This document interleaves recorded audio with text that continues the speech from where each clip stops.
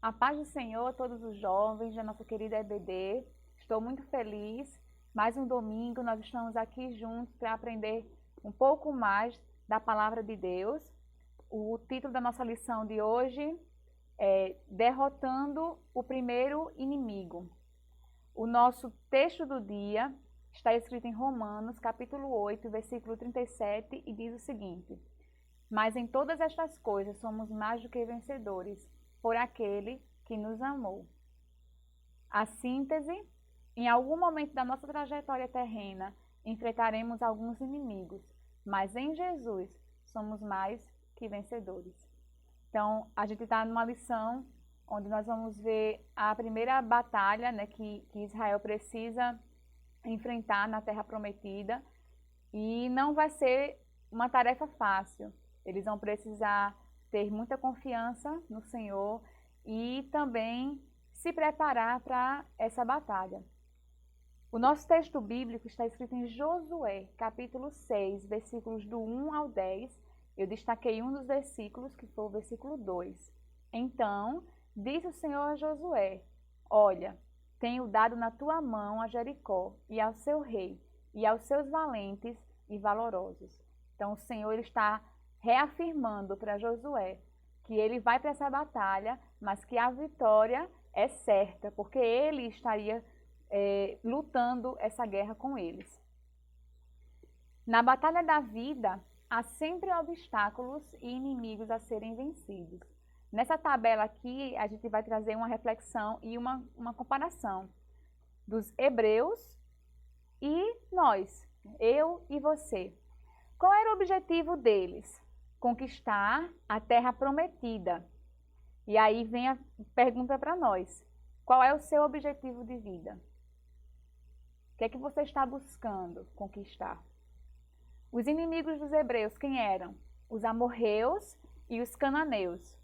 Quem são os nossos inimigos? O diabo, a carne e o mundo. São inimigos que precisam ser vencidos. Quais eram os obstáculos dos hebreus? O Rio Jordão no período das cheias. E nós, quais são os nossos obstáculos? O que é que está te impedindo de avançar no plano? Então, para o inimigo ser derrotado, precisamos utilizar armas espirituais poderosas em Deus e uma estratégia orientada pelo Pai. É importante a gente buscar em Deus qual é a estratégia e sim usar as armas espirituais que o Senhor ele nos fornece para que a gente possa lutar e vencer o inimigo. O primeiro tópico da nossa lição: a primeira batalha dos hebreus na Terra Prometida. Jericó era uma cidade forte. Então, a cidade-estado de Jericó era uma cidade muito forte, era extremamente fortalecida. A área da cidade era de aproximadamente 32 quilômetros quadrados. Os muros que cercavam aquela cidade eram de cerca de 9 metros de altura por 6 metros de espessura. Estudiosos, eles dizem que passava por cima desses muros até mesmo carruagens, de tão largos que eles eram. Tinham casas construídas ali, era uma verdadeira avenida. Então era uma fortaleza. Aquela cidade era muito protegida. E segundo a história, era uma cidade considerada invencível, porque acreditava-se que contava com a proteção dos deuses cananeus. Então Jericó era uma cidade que quem olhava dizia: é impossível algum inimigo chegar ali e derribar e derrotar aquela cidade. A fortaleza de Jericó e os seus guerreiros assombraram os 10 espias enviados por Moisés a inspecionar a terra 38 anos antes. Então, Moisés tinha enviado já alguns espias, foram 12 enviados para a terra prometida, para espiar a terra. E quando voltaram, 10 deles voltaram assombrados. E eles traziam más notícias, trouxeram inclusive muito desânimo para os hebreus, porque eles ficaram assustados com a fortaleza das cidades que eles tinham visto naquele território. Então, Jericó, com certeza, era um grande desafio, porque era uma cidade forte. E o rei de Jericó não estava brincando. Quando Josué envia os espias para Jericó, o rei de lá fica sabendo que esses espias estão por lá. Então, o desejo do rei de Jericó era destruir esses homens, esses espias. E a gente vai ver na história que eles procuraram por todo o caminho esses dois espias. Dava a entender o que era aquilo era uma questão urgente, de vida ou morte. Eles precisavam encontrar aqueles dois homens e matá-los e destruí-los, ou então prendê-los e tentar extrair deles informações para que eles pudessem se preparar contra o exército de Israel. Então, mas aqueles homens foram protegidos por Deus, né, através de Raabe, que os escondeu, né, e em todo o seu caminho de retorno, eles foram protegidos pelo Senhor. Nas batalhas da vida, não fique triste, desanimado ou acuado, pois você não está sozinho. Nós nunca estamos sozinhos, em meio às mais diversas situações que nós enfrentamos, situações difíceis, né, de perigo, mas o Senhor, Ele nunca nos abandona, Ele sempre está conosco e Ele vai usar quem Ele quiser, muitas vezes, para abençoar, para nos proteger de todo o mal. E aí a gente chega no terceiro subtópico, que vai falar que a cidade só cairia com a ajuda de Deus. O inimigo daquele que serve a Deus sempre é fomentado pelas forças espirituais da maldade.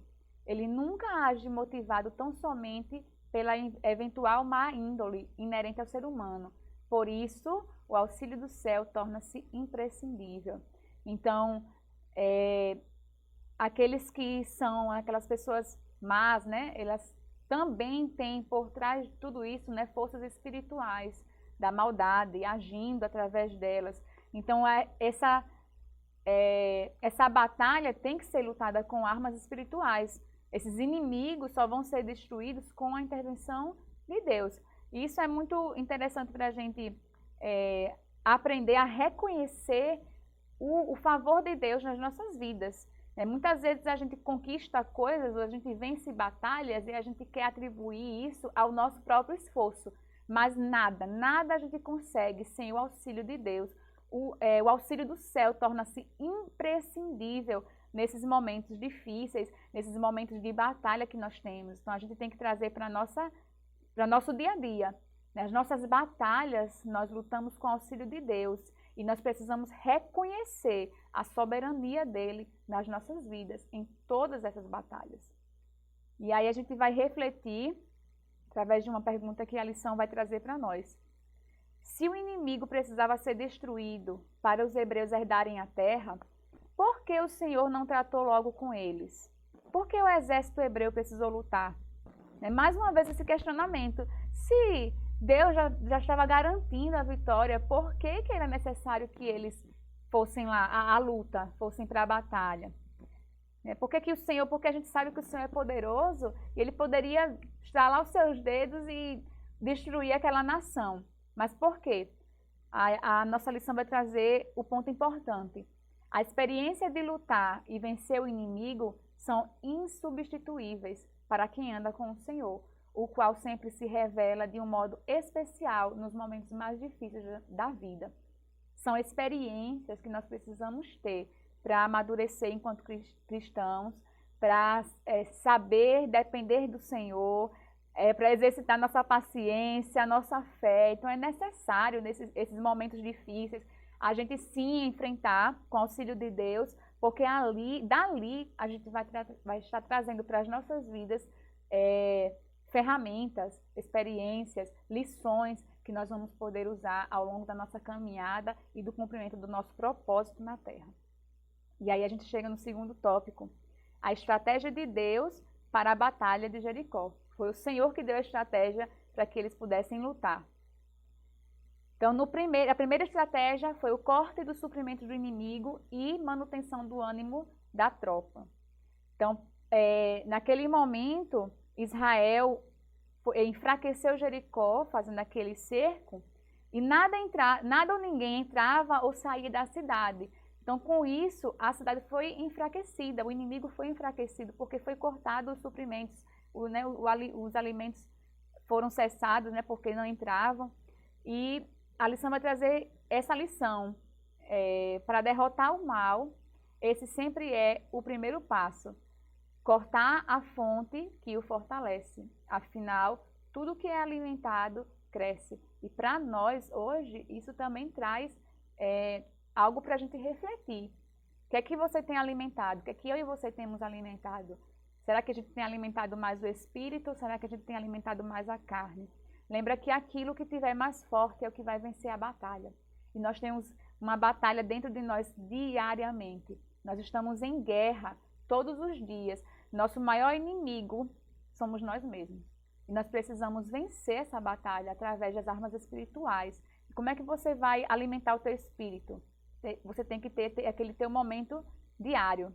Não é um devocional que você faz uma vez no mês, ou que você está lendo a Bíblia, mas você só está marcando os versículos sem meditar na palavra, sem aplicar aquilo que você está lendo ali para a sua vida. A gente precisa buscar o Senhor diariamente. Só assim a gente vai conseguir alimentar o nosso espírito, enfraquecer a nossa carne e derrotar as forças contrárias, né, que tentam nos impedir de andar com Deus e de andar segundo a vontade dele. Então, essa foi uma estratégia do povo de Israel contra Jericó. A primeira parte foi cortar o suprimento do inimigo, deixar ele enfraquecido. E a manutenção do ânimo da tropa também era essencial. A fé dos guerreiros precisava ser avivada. Então, como tinha feito em outras ocasiões, Deus disse que entregou os inimigos em suas mãos. Deus vai lá e reafirma para eles que eles não se preocupassem, porque aqueles inimigos, eles já estavam derrotados, porque o Senhor já tinha entregue eles nas mãos dos israelitas. O Senhor, na verdade, não precisava dizer novamente. O Senhor já tinha garantido para eles que ia dar a vitória, mas Josué precisava ouvir. Josué e os soldados precisavam ouvir mais uma vez, eles precisavam ter os seus ânimos restaurados. Então, o Senhor também se preocupa em animar aquele que está meio que amedrontado, ou que está entrando na batalha. O Senhor, ele vai trazer palavras de ânimo, palavras de força e de coragem para que a gente possa seguir adiante. Ele se preocupa conosco. A segunda estratégia foi colocar os homens armados à frente dos sacerdotes. Os homens armados sairiam marchando à frente. Após, seguiriam 7 sacerdotes com buzinas, feitas de chifre de carneiro, e logo em seguida, a Arca da Aliança. Então, houve uma preocupação. Haviam ali os soldados, aqueles que iriam lutar o combate, né, que estavam preparados para a guerra, mas atrás deles vinha a liderança espiritual do povo. Então, Josué sempre unia muito isso. A gente viu isso na lição passada, que Josué unia a estratégia dele, né, a humana, mas também a parte espiritual era muito importante. Então, por isso que era essa a arrumação, vamos dizer assim, do povo quando eles foram rodear a cidade. Então, eles rodearam a cidade 6 dias, uma vez por dia, e no 7º dia eles contornaram a cidade 7 vezes. É uma estratégia interessante, né? Há momentos inexplicáveis na caminhada do povo de Deus. Tem momentos que a gente não compreende o que Deus está fazendo, ou o que Ele está pedindo que a gente faça. Provavelmente, né, aquela situação trouxe o pessoal, né, o povo de Jericó ficou tentando entender, né, o que eles estavam fazendo. Estavam apreensivos. Por que eles estão rodeando a nossa cidade? A gente nunca vai saber ao certo, né, por qual razão que Deus pediu que eles rodeassem a cidade, mas eles fizeram, assim como o Senhor ordenou. Então, isso também mostrou a obediência do povo de Israel. E, por último, a espera de um milagre. 6 dias de espera pode parecer até pouco para nós, mas para o povo hebreu, que já tinha passado 40 anos no deserto, eles estavam ali, já perto de conquistar a promessa, e tinham ainda que rodear a cidade 6 dias. Para eles, aqueles dias foram como uma eternidade. Então, mas o que é que Deus queria ali? Ele não fez aquilo em vão, ele tinha um propósito. Deus estava ensinando o seu povo a controlar a ansiedade e a ter coração paciente e confiante. Então, Deus ele queria ver até onde os hebreus permaneceriam fiéis e atentos ao comando que vinha do céu, mesmo sem entender o porquê que eles estavam fazendo aquilo. Então Deus ele estava testando, e também ensinando, porque imagina que eles estavam super ansiosos para entrar e derrubar tudo ali naquela cidade, mas eles tiveram que esperar e tiveram que fazer conforme o Senhor pediu, né? Contornar a cidade uma vez por dia, por 6 dias, e no 7º, 7 vezes, para só então ter uma segunda ordem. Então, nesse momento o povo está esperando um milagre, e Deus precisava que eles demonstrassem fé e confiança nele. E aí chega mais um momento da lição que a gente vai refletir, através de uma pergunta. Por que Deus faz seus filhos esperarem tanto por bênçãos prometidas há muito tempo?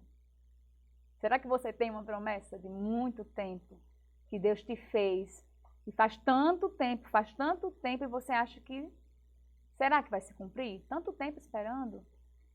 E a lição vai trazer essa reflexão. Por que será que Deus faz isso? Então Deus usa as adversidades do dia a dia e a espera para nos ensinar a sermos pacientes e longânimos. Tem coisas que a gente só aprende na prática.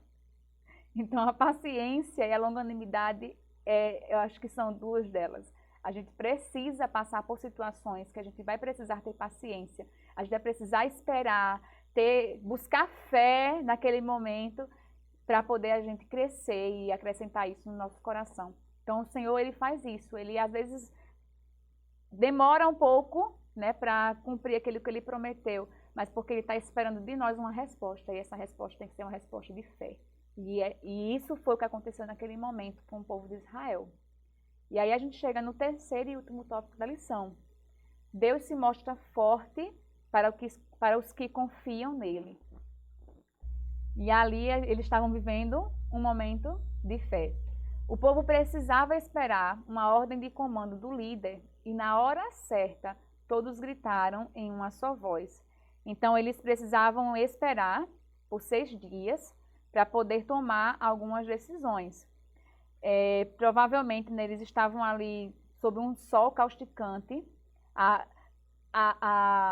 As informações que se tem da arqueologia é que aquela cidade tinha 32 quilômetros quadrados, então imagina que era um caminho, um percurso bastante longo para eles fazerem num dia, e no 7º 7 vezes, mas eles estavam ali obedecendo aquilo que o Senhor tinha ordenado, então aquilo era uma questão de fé. E Deus, em sua longanimidade, oferecia oportunidade, naquele momento ele estava oferecendo uma oportunidade para que os idólatras de Jericó se arrependessem. Jericó teve sua última chance e a perdeu. Imagina se Jericó tivesse tido uma outra atitude, se o povo de Jericó tivesse tido uma outra atitude, como por exemplo as pessoas, os moradores de Nínive, que quando o Senhor estava prestes a descer o juízo sobre aquele povo, eles se arrependeram. E aí o Senhor voltou atrás e poupou aquele povo. Então Jericó teve o seu momento de oportunidade, mas eles perderam essa chance. Eles deixaram passar, não se arrependeram, não se voltaram para Deus. E Deus iria, através de Israel, cumprir o seu propósito, que era trazer juízo àquela cidade que era idólatra, aquela cidade que tinha comportamentos desagradáveis ao Senhor. E aí a gente chega no 2º subtópico, caem os muros. Depois de terem rodeado a cidade 7 vezes, os sacerdotes tocaram as buzinas longamente, e depois da ordem de Josué, o povo gritou. A gente não sabe que o povo gritou. A gente fica até curioso, né, para saber o que o povo gritou. Mas eles gritaram. E naquele momento, os muros, aquela fortaleza que as pessoas olhavam e achavam invencíveis, elas vieram ao chão. As armas de guerra existentes no final da Idade do Bronze, que era essa época que eles viviam, eram insuficientes para destruí-las. acredita-se que somente um evento sísmico, como um grande terremoto, poderia causar a ruína de tão grandiosa obra da engenharia humana. Então, aos olhos humanos, era impossível, com as armas que eles tinham naquela época, eles destruírem aquela fortaleza. Mas quem estava com eles era o Senhor, e foi Ele que deu vitória ao povo.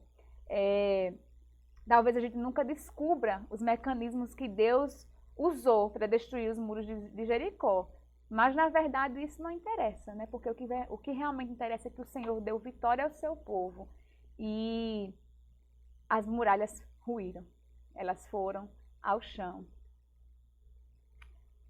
Porém, aconteceu uma coisa interessante. Jericó é destruída, mas Raabe é salva. Em uma das lições nós já falamos sobre Raabe.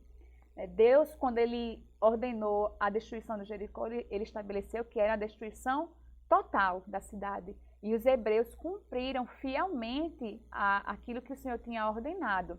Porém, no meio daquele antro de perdição, havia uma mulher que se converteu ao Deus Todo-Poderoso. E essa mulher foi Raabe. Raabe foi salva e entrou na genealogia de Jesus, sendo referida no Novo Testamento como uma mulher de grande fé. Olha aí, nosso Deus, ele não faz acepção de pessoas. Muitas vezes nós queremos escolher quem merece ou quem não merece ser salvo. Mas o nosso Deus, ele não faz acepção. Você pode ser a pessoa mais pecadora do mundo, você pode ser um assassino, um ladrão, um prostituto, uma prostituta. O Senhor, ele ama você. E ele quer salvar a todos, independente de quem você é, de quem você foi. Então, naquele momento, através da vida de Raabe, da história da vida de Raabe, nós podemos ver essa ação de Deus na vida de alguém que se arrepende, né, dos seus maus caminhos e que reconhece o Deus Todo-Poderoso como Raabe. Ela teve sua vida totalmente transformada. E olha só, foi inserida na genealogia de Jesus. E aí, com essa vitória, Israel com certeza, né, está feliz, está contente, a sua fé está fortalecida em Deus, mas eles têm pela frente mais uma batalha, que é a cidade de Ai, para poder encerrar essa primeira campanha militar do exército de Israel. E a gente vai ver essa parte da história na próxima semana, na próxima lição. Não deixem de estudar essa lição e de assistir a videoaula, porque toda essa história, essa trajetória no livro de Josué, ela traz ensinamentos maravilhosos para as nossas vidas. É um livro cheio de batalhas, cheio de combates, mas que com certeza, quando o Senhor está no meio, quando o Senhor está à frente, a vitória, ela é garantida. E como o versículo que a gente leu em Romanos hoje, nós somos mais do que vencedores. Então a gente vai ter uma última reflexão para a gente encerrar a lição. Por qual razão Deus permitiu que uma prostituta se tornasse ascendente do Salvador do mundo? Interessante, né? Mas a fé de Raabe trouxe salvação, remissão para ela e toda a sua família. Crê no Senhor Jesus e serás salvo, tu e a tua casa. E foi o que aconteceu com Raabe. A fé daquela mulher no Deus que ela nem conhecia, ela só ouvia falar, salvou a vida dela e a vida da família dela. Então, para a gente concluir, Josué, após o encontro com Deus, entendeu que era apenas servo do Senhor dos Exércitos, submetendo sua experiência militar à vontade de Deus. Toda a sua estratégia seria divinamente orientada. Olha que interessante, Josué, ele tinha muito conhecimento de guerra, muito conhecimento militar, muita experiência militar, mas ele se deixou ser guiado e orientado por Deus. Ele não se baseou na sua própria experiência ou nos seus próprios conhecimentos, mas ele se submeteu ao Senhor e à vontade do Senhor. Talvez para ele, que era um soldado experiente, ele olhou para aquela estratégia de sair rodeando a cidade várias vezes, ele não entendeu que estratégia de guerra foi essa, mas ele confiou que a estratégia do Senhor era melhor que a estratégia dele. E no final o Senhor garantiu a vitória. Então, conduzido pelo Senhor, os hebreus primeiro tomaram Jericó e depois seria a vez de Ai, garantindo com isso o livre acesso para a terra prometida. O Senhor, quando a gente coloca o Senhor à frente, nos guiando, nos orientando, ele vai nos levar ao caminho que ele quer que nós caminhemos, né? Que nós andemos. Então, que o Senhor Jesus, ele possa ser aquele que nos oriente, que nos conduza, que nós possamos ter esse momento com ele todos os dias, para que ele possa nos orientar nos mínimos detalhes, nas nossas decisões, né? Nas nossas batalhas internas e externas, que ele possa estar à nossa frente e que nós possamos com fé caminhar de acordo com aquilo que ele nos pedir. Independente se vai ser algo que a gente ache que é uma estratégia de guerra ou que é algo totalmente fora do comum, fora, né, da normalidade, que a gente possa confiar que aquilo que o Senhor ele estabelece ou que ele nos orienta é o melhor caminho a seguir. Que Deus abençoe a cada um de vocês e até a próxima aula. A paz do Senhor.